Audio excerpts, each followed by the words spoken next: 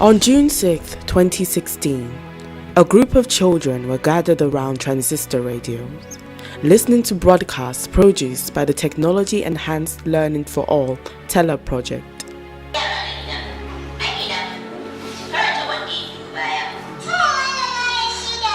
The broadcasts target underprivileged children and encourages them to improve their literacy and numeracy skills. Unfortunately, this afternoon, a violent storm struck, ending this impressive effort to learn. These children belong to the numerous camps spread around the north of the country, part of the population of internally displaced people or IDPs, largely remaining within the borders of their countries. IDPs are often forced to flee their communities and take refuge in other communities. In this case, they find themselves in this predicament because of the armed conflict between Boko Haram and the federal and state governments of northern Nigeria. Boko Haram is an insurgent group that has unleashed a campaign of terror in northern Nigeria for many years. Originally established as a peaceful body seeking change in the country, this group has transformed itself into a violent sect that operates mainly through suicide attacks, abductions, and the wholesale destruction of communities with the aim of transforming the nation into an Islamic state. Threatened by the armed conflict, members of numerous communities have abandoned their towns and villages or are moved by Nigerian security forces and now live as internally displaced persons or IDPs in various parts of the country. According to the United Nations High Commissioner for Refugees, UNHCR, out of the 20 million refugees worldwide, 51% are under the age of 18. In Africa, it has become a common practice for warring factions to influence or force children to become soldiers on their behalf. This was evident in armed conflicts such as the Sierra Leone Rebel War and the Rwandan genocide. In Nigeria, the advent of the Boko Haram conflict has not spared children. Since 2009, there has been occurrences of children being drafted as fighters into militant groups, either forced or hypnotized. This has traumatized some and resulted in the deaths of many others in Nigeria and on the African continent. With the support of the Nigerian government and the international community, many children have been liberated from the dreaded Sambisa forest in Borno State and other notorious hideouts of the insurgents, transferring them to internally displaced camps located in various parts of the country has given these children and their parents a sigh of relief. These camps consist of orphans, widows, widowers, and many who have completely lost contact with their relatives.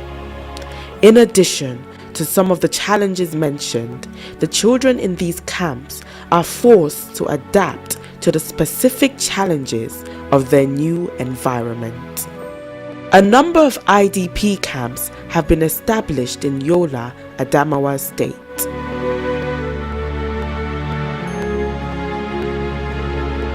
We have 3,104 human beings here. About 1,884 are children. That is between the age of 0 to 17, while the remaining are adults. People from different backgrounds, people with different levels of education and, ideology, basically. It's very challenging anyway. And then if you also look at where these people have come from, what they have experienced, it even makes it more difficult. We've been trained to provide whatever or to solve whatever challenge that we face that's coming from them. We have unaccompanied minor, that is people that are here on their own without parents. We only assign caregivers to them. We have about 68 of them. The primary challenges is the number is growing and the resources is limited. Other partners that we're supposed to collaborate with in managing the camp are constrained. Managing this camp is a business of NEMA and ADSEMA. We used to collaborate. We have our mandate, they have their own role. But as it is now, NEMA is shouldering almost everything 100%. So this becomes a primary challenge to us at present. Other international partners are doing very well. We have IRC, International Rescue Committee, which among our partners, we feel their impact most. They are almost in all the sectors of the camp. The sectors including health, WASH,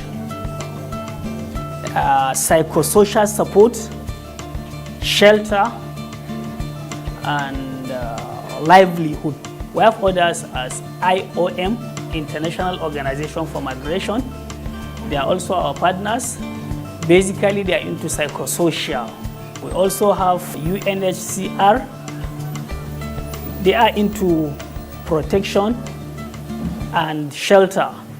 We have UN OCHA, that is the United Nations Office for Coordination. They are into coordination of all our activities. We have UNICEF. UNICEF are basically in education and the clinic as well, and other psychosocial support too in terms of play material, recreational materials for the IDP's children. And we've got a clinic here, the welfare, the clinic. If we have cases that are beyond the capacity of the clinic, we refer them to the hospitals, more expertly run hospitals.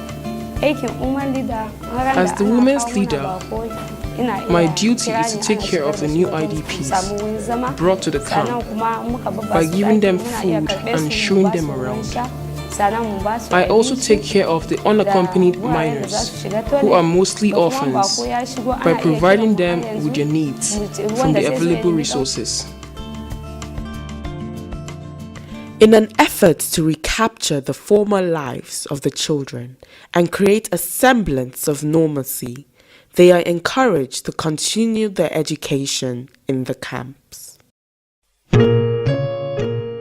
The American University of Nigeria, in partnership with the United States Agency for International Development, USAID, has introduced a radio program to help the internally displaced children improve on their literacy and numeracy skills through the Technology-Enhanced Learning for All TELA program. Aisha, beraye nawa muke da shi?